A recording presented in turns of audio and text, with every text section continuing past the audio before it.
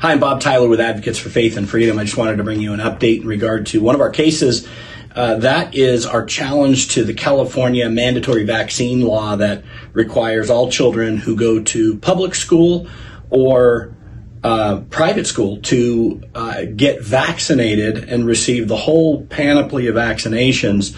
But there are a couple exemptions, and that's the basis of our lawsuit, is that what happened is in 2015 there was a bill called SB 277 that the author Richard Pan in the California legislature passed, that said that we are going to take away personal belief exemptions, in other words, religious exemptions.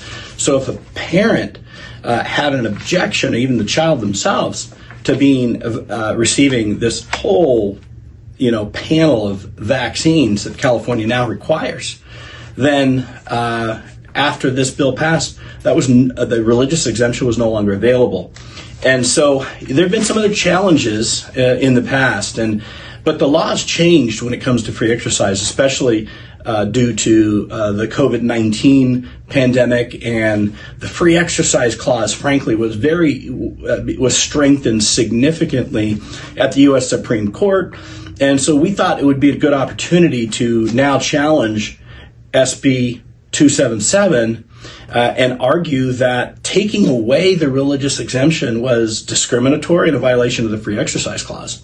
And so about a year and a half ago, we filed the initial lawsuit. And then we sued the Attorney General, also Thomas Aragon. He is the state public health officer. These are the two in charge of enforcing these rules. And so what we've done is we have sued them. But a year and a half ago this started. The state filed a motion to dismiss our lawsuit, saying, hey, this has been decided before. They don't have a case. We know it's an uphill battle. The court agreed that they didn't think, based upon our initial pleading, that our case was valid to be able to move forward on the challenges of the free exercise clause. But we had an opportunity to amend the complaint, and we did. We amended the complaint. I believe we made it significantly stronger. And now we're back in court again. They filed a motion to dismiss. We just filed our opposition. And the gist of the opposition is this, is that where there are exemptions that are permitted in law, they also have to permit religious exemptions. The same thing that happened during COVID-19. There was all of these exemptions for the quote unquote essential businesses. And the court came back and said, wait a minute, if you're going to allow all these other exemptions, you're going to allow the marijuana shops and the pot shops and all these other folks to stay open, and Costco and any other grocery store, then you have to allow churches to open up as well. And so that's the gist of our argument here, is that what they've done with the California law, when it removed the personal belief exemption or the religious exemption, it still kept other exemptions. It allows medical exemptions. It allows exemptions for independent study programs, for IEP programs, and even gives temporary exemptions for students, including immigrants, students who are homeless, students who maybe came from overseas, their parents were in the military, and foster youth. And quite frankly, all of those exemptions are perfectly legitimate and should be allowed. We're simply arguing that these exemptions should also take place for parents and children where there's a religious objection.